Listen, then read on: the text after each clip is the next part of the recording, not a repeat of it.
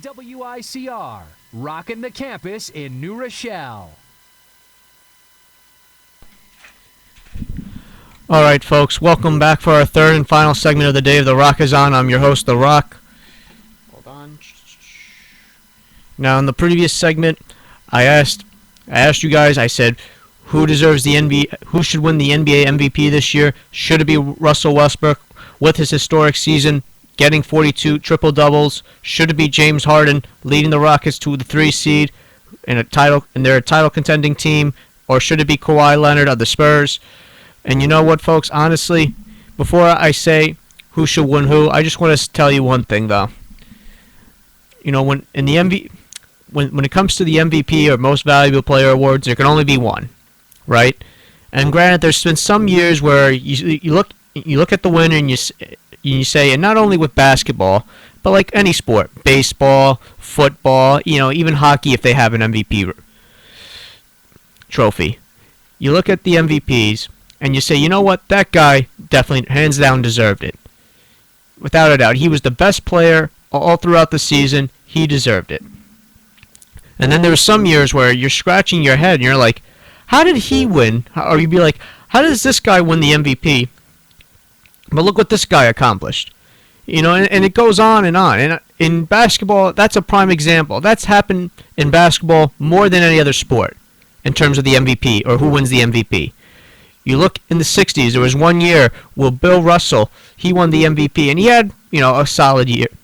Some good stats. I think it was like 18 points, 12 rebounds, 10 assists. Not 10 assists, but like 4, 5, 6 assists, something like that. And then he won the MVP, but yet you had Wilt Chamberlain averaging 51 points, 27 rebounds, and Chamberlain didn't win the MVP. I repeat, Chamberlain, one year, and you can look it up, I think it was somewhere in the 60s, where Chamberlain averaged 51 points a game and 27 rebounds. 51 points, he was averaging 51 points a game and 27 rebounds, and he didn't win the MVP. And you know what? And plus, that happened with Kobe Bryant, too. I think it was 2006, the year when Steve Nash won it for the second straight year. People were outraged because they felt like Kobe, who led this team, who pretty much didn't really have a lot of talent around him, to the playoffs, averaging 31 points a game.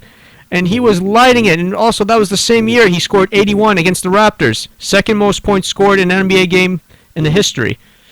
But they didn't give it to him. Why, we may ask? Maybe because he was the 7th seed, and Steve Nash at the time led the Suns to, I think it was the 2nd seed at that year, because I remember they were the 1 seed the first year he won in 2005. Then 2006 they were the 2 seed, because I remember San Antonio was the 1, they were the 2, and I think Dallas was the 3. So there you go. And you know what? And believe me, Kobe got and that wasn't the first time. Kobe got shafted a few times either, and there was a few other years as well. Because there was some times where some fans felt like he should have won, even though his team wasn't a title contending team. And I think that plays a huge role. That plays a huge role of deciding who gets the MVP. And also, not to mention, you look at stats. The first time Stephen Curry won over James Harden. Granted, James Harden's stats may have been slightly better, but, and as a Rocket fan, I even thought, if you asked me at the time, I said, you know what, I think I want Harden to win, but I think Curry's going to win it. Because he led his team with the record with the best, he led his team with the best record in the NBA. They were 67-15. They went on to win the title that year.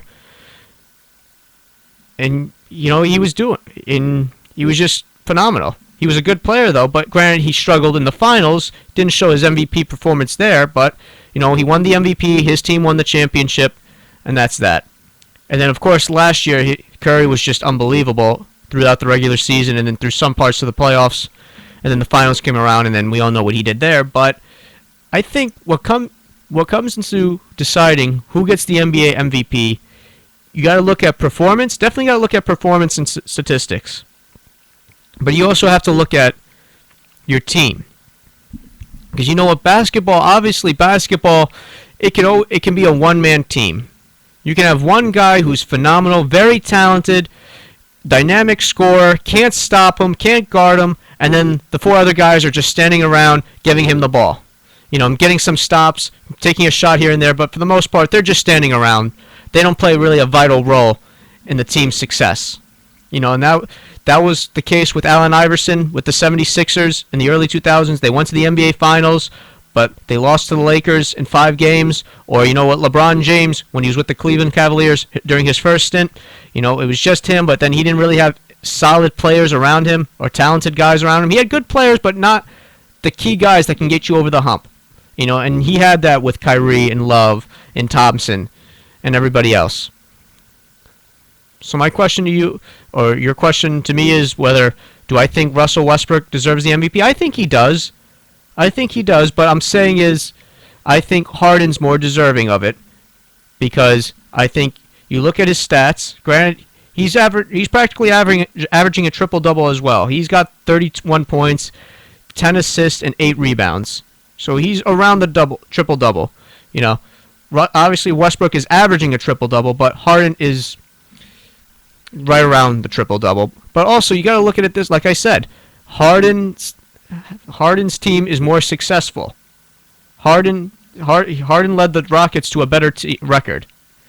Has a better record than Westbrook.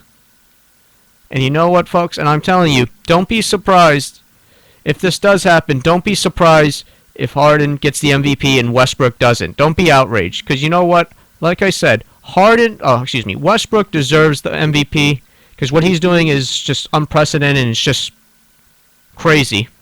But you gotta look at it this way: the Thunder, when KD left the Thunder, and it was just Westbrook, were the Thunder still a playoff team? Yes, they were. But if you take Westbrook off, are they still a playoff team? Come on, really? No, they're not. And I guess you can make the same case with the Rockets. You take Harden off the team. Are the Rockets the 3rd seed in the Western Conference, and are they a title contending team? No, but I still think maybe they can be a playoff team.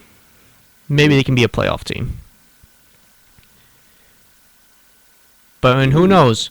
Maybe this will be the first time ever we'll have co-MVPs.